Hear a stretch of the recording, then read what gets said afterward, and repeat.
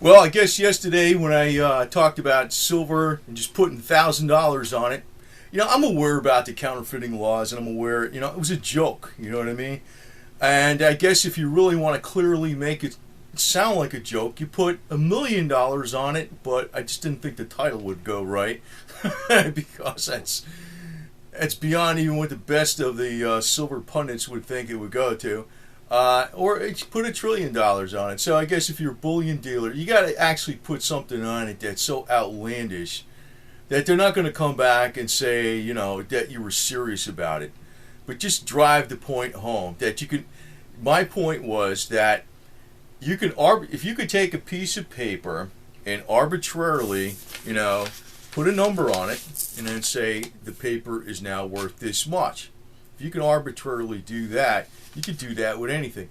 But do notice that if you put that on a silver bullion coin, they consider that counterfeiting. But if you put it on a chocolate chip cookie or like one of those, Hershey's mint things, like a wafer, and you said this is, $10,000, they won't, because they'll realize, see, they only get bent out of shape when it's silver. Because the spot market determines the price of silver. You understand?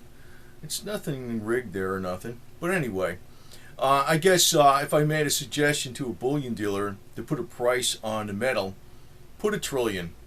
Because, if anybody in the government, I mean, 10,000 is ludicrous too, but I guess that isn't maybe clearly ludicrous enough. So put $1 trillion on it, And the point being that we're going to Zimbabwe money, and I'm beginning to think that is more and more a possibility.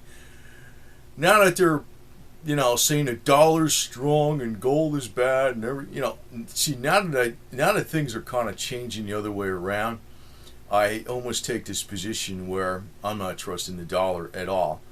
Now, there's one event that's going on in the world right now in Egypt with Mohammed Morsi being ousted by the military, but there's still a lot of unrest. And I don't know if I want to make this clear, but you know why Egypt is really, really important? It's because of the Suez Canal.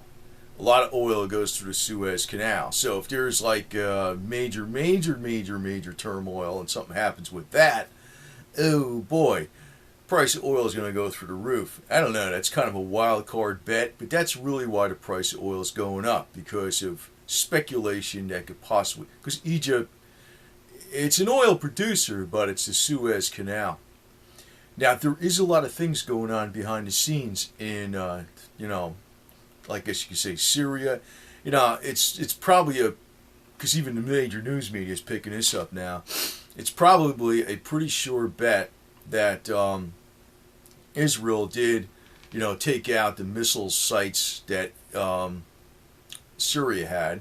They didn't just blow up on their own. They probably did it. And it looks like Russia is going to actually send more support for Syria. So, this stuff isn't going away. I think there could be a lot faster turnaround in the SHIT hits the fan scenario than you think. I think it can turn around. Things can change in a heartbeat. And, I said yesterday, I guess a lot of people don't think the way I think. And, like I said, I've always been around the devils and worked my ass off. And basically, it was past midnight all the time, in the office and weekends and everything else for years and years and years. But I don't trust what Jim Rogers is saying, man. That guy's slick. He's maybe not this insider, but, if Jim Rogers says, if this is the best time to buy gold right now, everybody in the world is going to jump on that statement, and he wants to accumulate it. So he's acting like it's going to stay down for the next 2 years. I don't buy that garbage, man. I don't buy that at all. So I don't know. He could be scamming us. That's my opinion on that. Now, I don't know that for an absolute fact, but that's how I read a lot of people. So they usually tell you they don't really tell you what's going on. Actually, anybody on the internet says, I made all this money today. That's great. Because, I've heard of, I used to hear people telling me, like, how much money they made on the horse races, too. Up in the Meadowlands in New Jersey. Oh, they don't tell you how many times they lost, though.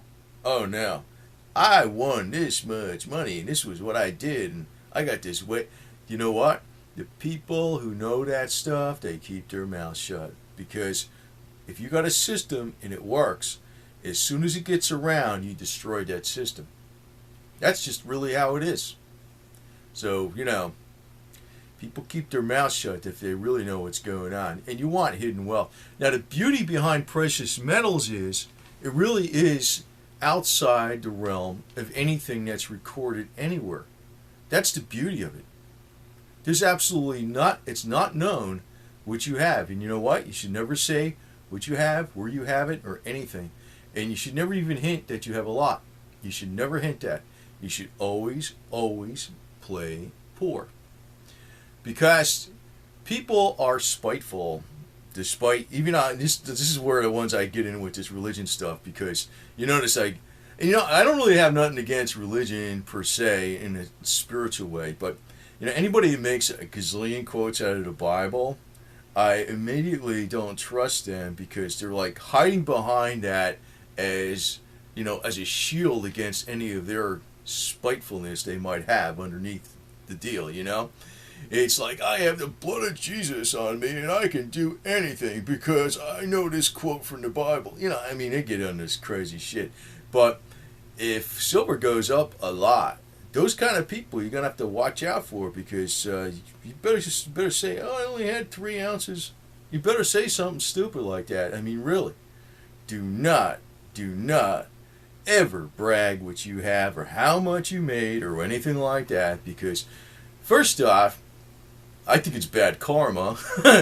Number 2 is there's a lot of spiteful people out there now. And also, I'll give you a little, I don't want to call this sexist, because I think in the USA, it is sexist against males. The males. It's sexist against males. I ain't buying that crap that the women have it bad. I think this whole deal with this crap with this, it's a New World Order plot, basically. That's all it is, So they really try to clobber, because any individual male that stands on his own 2 feet is basically against socialism, communism, and the New World Order and the big real global plantation. So they don't like those kind of people. They want cuckold dorks, that are putty in the hands of New World Order. But saying that, I just want to say something else about that, because I've noticed, and I don't want to give an example like who it is or anything, but man, you think these guys in business are crooks and stuff, and they got all this money. The wives will be behind the scenes playing like Miss Little Innocent, like they do nothing wrong, and they're reaping all the benefits of it, and the guy is taking all the heat, And then if it comes down to a divorce situation, guess who gets all the freaking money? It's like that every time. And you know what? They didn't earn any of it. I don't know what she did, And I'll give you an example. And I can't get into details, but she got $53 million, the bulk of his wealth. And a lot of that wealth, I don't really think it kind of belonged to him in the first place because of the things that were going on. Man, that's enough of that. I think I said enough there. But she got it. So if it turns out these other people go after him, she's probably going to keep the $53 million. He'd probably have to come up with other millions to pay them back if that goes bad. And I'm like, why did she get that money? Because the court said so. So is there sexism in the United States? Oh, damn straight there is. It's for the woman, man. It's like, what the hell is this bullshit? That's bullshit, man. I'd go scorched earth if I was just stuck in that game, man. I'd be like, yeah, that'd be the one time I'd like fiat paper. I'd burn it. I'd burn it all the way, baby. Yeah, you want money? Here's a fire. That's what I'd be doing.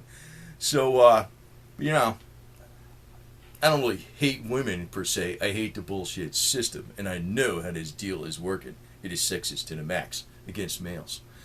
But getting on with this part with silver, the Middle East tensions they could erupt a lot faster than you think with the Egypt deal. And like I said, Suez Canal is big. You know, we talk about the Straits of Hormuz before with Iran. But, you know, it could be the Suez Canal and the Straits of Hormuz and everything else going at the same time, and oil's going to go through the roof. And I want to thank the person who sent me the article on, there was 2 articles actually about the forward price of gold. I didn't understand it, to tell you the truth. You know, I don't really give a shit about it. I just think that at one point in time, the bullshit is going to catch up to the financial world, and, you know, it's like they're not reality. So that's why I look at physical goods as more important. But, and the other thing was about transportation of oil in the United States. It's having there's plenty of oil coming out of the Bakken Reserve. There's plenty of oil coming out of Canada, but they can't transport it as fast. Well, that's because Obama and his Keystone Pipeline deal. So, but, you know, it's still, you know, I don't think there's like this rigid master plan that's in place, like, say, Lindsey Williams would, which he's a fraud, I know he is, would say.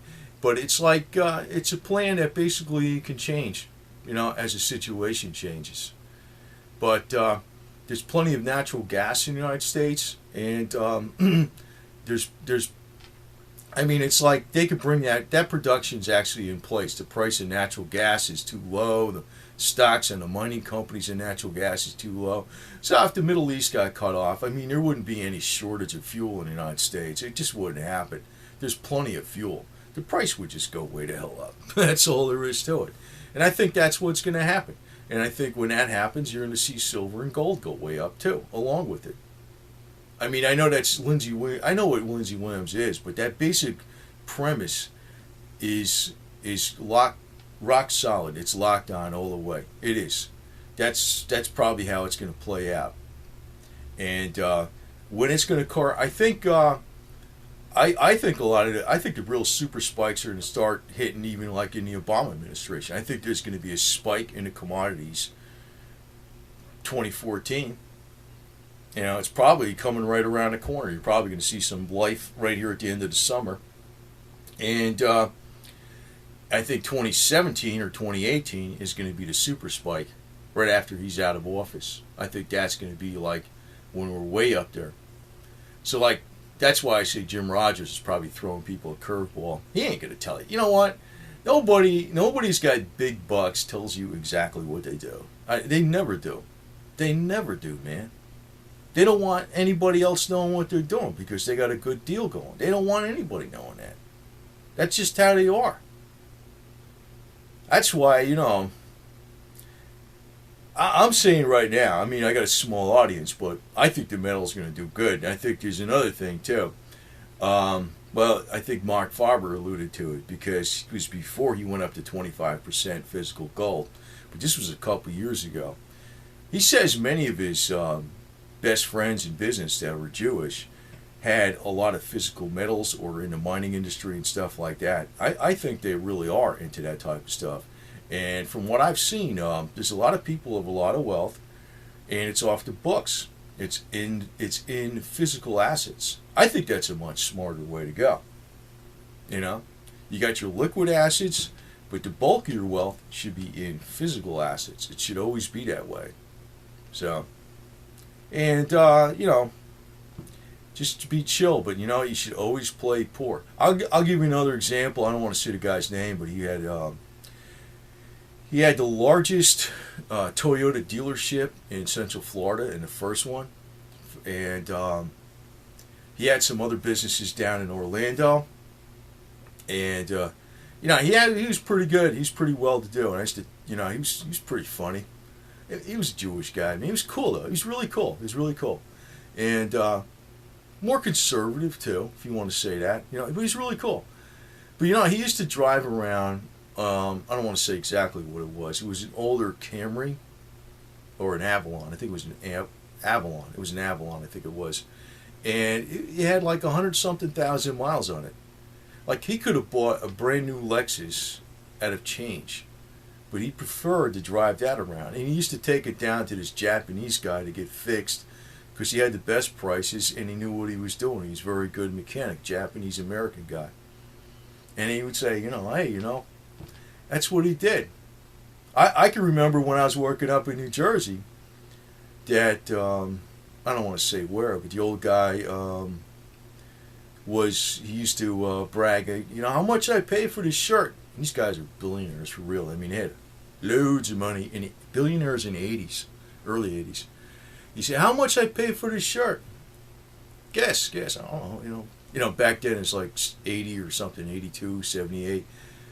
I think, I don't know, $50, which was a lot back then. It would be like 200 today or something. $5. This guy down the street, he's a vendor, street vendor. It's the freaking same thing as if you go into Macy's or Bloomberg and anything like that. You just, Bloomingdale's, you go in there, it's just the same thing. $5. So you understand what I'm talking about? Play poor, don't like flaunt your wealth too much if you got a lot, because basically that's not smart. So that's one reason I kind of like Jews too, man. I think that I don't, sometimes they joke and say they're cheap, but I think it's just being wasteful, man.